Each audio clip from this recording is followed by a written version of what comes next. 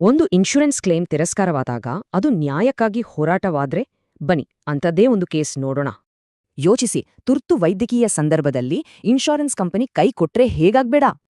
ಆದ್ರೆ ಬಿ ವಡಿವೇಲ್ ಅವರ ಪಾಲಿಗೆ ಇದು ಕೇವಲ ಭಯವಾಗಿರಲಿಲ್ಲ, ಬದಲಿಗೆ ಕಹಿ ಸತ್ಯವಾಗಿತ್ತು.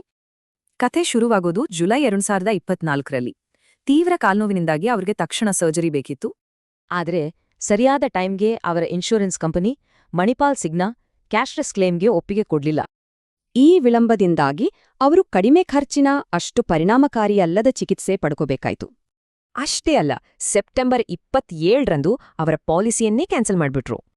ಕಂಪನಿಯ ವಾದ ಏನಂದ್ರೆ, ವಡಿವೇಲ್ 2020ರಲ್ಲಿದ್ದ ಡಿವಿಟಿ ಸಮಸ್ಯೆಯನ್ನ ಪ್ರಪೋಸಲ್ ಫಾರ್ಮ್ನಲ್ಲಿ ಮುಚ್ಚಿಟ್ಟಿದ್ರು ಅಂತ.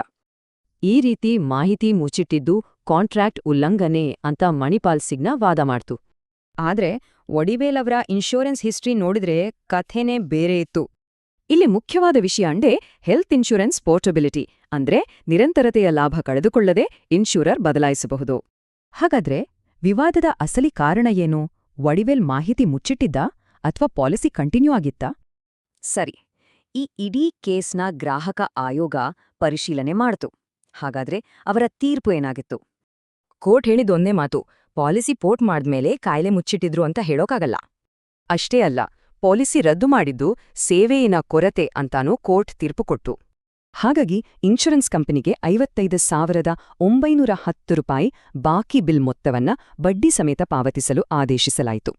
ಅಷ್ಟೇ ಅಲ್ಲ, ಅವರಿಗೆ ಆದ ಮಾನಸಿಕ ಹಿಂಸೆ ಮತ್ತು ಸೇವೆಯ ಕೊರತೆಗಾಗಿ 50,000 ರೂಪಾಯಿ ಪರಿಹಾರ ನೀಡಬೇಕಾಯ್ತು.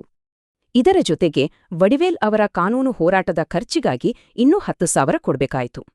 ಹಣಕಾಸಿನ ಪರಿಹಾರ ಒಂದೇ ಅಲ್ಲ, ವಡಿವೇಲ್ ಮತ್ತು ಅವರ ಕುಟುಂಬದ ಪಾಲಿಸಿಯನ್ನ ರಿನ್ಯೂ ಮಾಡೋಕೂ ಆದೇಶ ಬಂತು.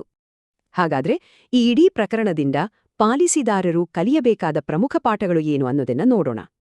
ನಮ್ಮ ಪಾಲಿಸಿ ಒಂದು ಭರವಸೆ, ಆದರೆ ಅದು ನಿಖರವಾಗಿ ಯಾವ ಭರವಸೆ ನೀಡ್ತಿದೆ ಅಂತ ನಮ್ಗೆ ಗೊತ್ತಿದೆಯಾ?